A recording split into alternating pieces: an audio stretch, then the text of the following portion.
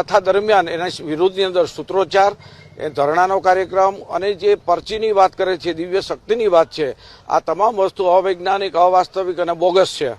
અમે 3 પ્રશ્નો પૂછવાના છીએ અને એના 3 પ્રશ્નોના સાચા અમારા વિજ્ઞાન મંચમાં આવીને સાબિત કરી આપે તો અમે 50 લાખનું અને 1 કરોડનું ઇનામ જાહેર કર્યું છે. અને જો એ સાચા પડે તો વિજ્ઞાન જાથા કાયમ માટે બંધની પણ જાહેરાત કરી દઈશું. ધીરેન્દ્ર શાસ્ત્રી એટલે કે જયંત પંડ્યાએ ખુલ્લેઆમ ચેલેન્જ આપી છે કે જો ધીરેન્દ્ર શાસ્ત્રી રાજકોટની અંદર જે કાર્યક્રમ કરવાના છે એની અંદર જો શ્રદ્ધાના નામે અંધશ્રદ્ધા ફેલાવી રહ્યા છે કે દેવના નામે ધંધો કરી રહ્યા છે. જયંત પંડ્યાનો સૌથી મોટો ખુલાસો છે કે જો એ રાજકોટની અંદર જે પણ કરવામાં આવે છે, કાર્યક્રમ કરવા આવે છે, કે જે પણ એ કરવા આવે છે તે ફક્ત ને ફક્ત લોકોમાં અંધશ્રદ્ધા ફેલાવવાનું કામ કરી રહ્યા છે. ધીરેન્દ્ર શાસ્ત્રી જે પરચીવાળા બાબા છે એ બાબાની અત્યારે સૌથી મોટી પોલ ખુલી છે. કેમ કે લાખો લોકો, કરોડો લોકો તેમને ભગવાન માનતા હતા અને એ કાગળની પરચી કાઢી અને તે લોકોનું ભવિષ્ય બતાવતા હતા. પણ જયંત પંડ્યા, ગુજરાતમાં જયંત પંડ્યા જે કોઈ આવી અંધશ્રદ્ધા ફેલાવતું હોય તો એમના સામે કાર્યવાહી કરે છે અને ઘણા બધી કાર્યવાહી કરી પણ છે.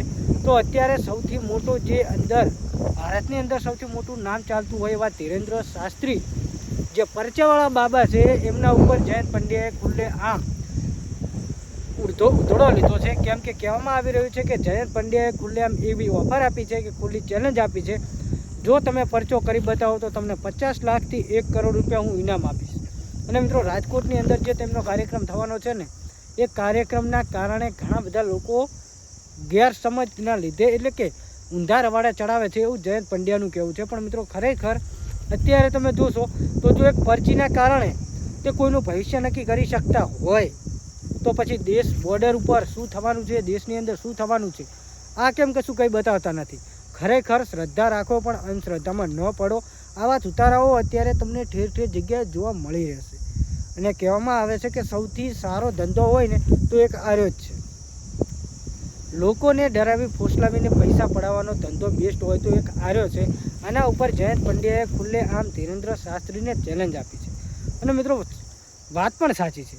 જો કોઈના પરચીના કારણે કોઈનું ભવિષ્ય નક્કી થતું હોય ને એ એટલા બધા જાણકાર હોય તો દેશની અંદર શું આફત આવવાની છે, અત્યારે પેટ્રોલ ડીઝલની અછત છે, એ લોકોને પહેલેથી ખબર પડી ગઈ હોત ને.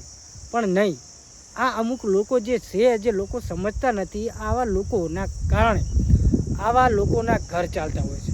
હવે અમુક લોકો એવું કહે છે કે આ લોકો રે એ ભગવાનનો અવતાર છે, એ છે સાચા ને સાચા 100% સાચા. એ લોકો એમ કહે છે કે સાદું જીવન જુઓ, સાદગીમાં રહો. તો એ કરોડોની ગાડીઓમાં આઈફોન, મોંઘા ઘડિયાળો, આવું બધું શા માટે પહેરતા હશે? કેમ કે એ લોકો તો સાદગીમાં જીવવાનું કહે છે ને. જયંત પંડ્યાએ અત્યારે બહુ જ ઉધડો લીધો છે. કેમ કે એમને એવું પણ કહ્યું છે કે જે પણ આવા માતા દેવતાઓના કારણે અંધશ્રદ્ધા ફેલાવવાનું જેટલા કામ કરી રહ્યા છે એમના વિરુદ્ધમાં કાર્યવાહી થશે, FIR થશે. એમાં ધીરેન્દ્ર શાસ્ત્રી બહુ મોટું નામ ધરાવે છે, એ પણ જયંત પંડ્યાના હાથોમાંથી છટકી શક્યા નથી. તો અત્યારે જયંત પંડ્યા જે ધીરેન્દ્ર શાસ્ત્રીને ખુલ્લી ચેલેન્જ આપી છે 50થી 1 કરોડ રૂપિયા તમને હું આપીશ અને જે આ વિજ્ઞાન જાથા છે એ હું છોડી મૂકીશ. તો જોવાની વાત એ છે કે શું વિજ્ઞાન જાથા જીતશે કે પછી આ અંધભક્તોના જે ઢોંગીઓ બેઠા છે એ. કેમ કે ઢોંગીઓ આવી ચેલેન્જો એક્સેપ્ટ કરશે જ નહીં. કેમ કે એ લોકોને ખબર છે કે આપણો ધંધો બંધ થઈ જાય. બાકી જયંત પંડ્યા, વિજ્ઞાન જાથા જે કરે છે જે રેડી જ છે. બાકી લોકો આવી અંધશ્રદ્ધાઓમાં ફસાઈ અને ઘણું બધું ગુમાવી રહ્યા છે. બાકી તમારું આ વિશે શું કહેવું છે કમેન્ટ કરી શકો છો. બાકી અત્યારે જયંત પંડ્યા જે બોલ્યા છે વિડીયો વાયરલ થયો છે વિડીયો છે. રાજકોટમાં બાબા બાગેશ્વરના કાર્યક્રમને લઈને આ વિવાદ, વિજ્ઞાન જાથાના ચેરમેન જયંત પંડ્યાનું નિવેદન પણ સામે આવ્યું છે. ધીરેન્દ્ર શાસ્ત્રી જ્યાં જાય છે ત્યાં વિવાદ થાય છે. ધીરેન્દ્ર શાસ્ત્રી દિવ્ય શક્તિના નામે અંધશ્રદ્ધા ફેલાવે છે. ગુજરાતમાં અંધશ્રદ્ધા વિરોધી કાયદો લાગુ છે, અમે FIR કરીશું. કથા દરમિયાન એના વિરોધની અંદર સૂત્રોચ્ચાર, એ ધરણાનો કાર્યક્રમ અને જે પરચીની વાત કરે છે, દિવ્ય શક્તિની વાત છે, આ તમામ વસ્તુ અવૈજ્ઞાનિક, અવાસ્તવિક અને બોગસ છે. અમે 3 પ્રશ્નો પૂછવાના છીએ અને એના 3 પ્રશ્નોના સાચા અમારા વિજ્ઞાન મંચમાં આવીને સાબિત કરી આપે તો અમે 50 લાખનું અને 1 કરોડનું ઇનામ જાહેર કર્યું છે. અને જો એ સાચા પડે તો વિજ્ઞાન જાથા કાયમ માટે બંધની પણ જાહેરાત કરી દઈશું. અમને એમાં નિસંકોચ. આ કથાકાર ધીરેન્દ્ર શાસ્ત્રીએ લોકોનું કલ્યાણ થાય, લોકોને સાવધાની થાય તેવું આજ સુધી એક પણ કૃત્ય કર્યું નથી.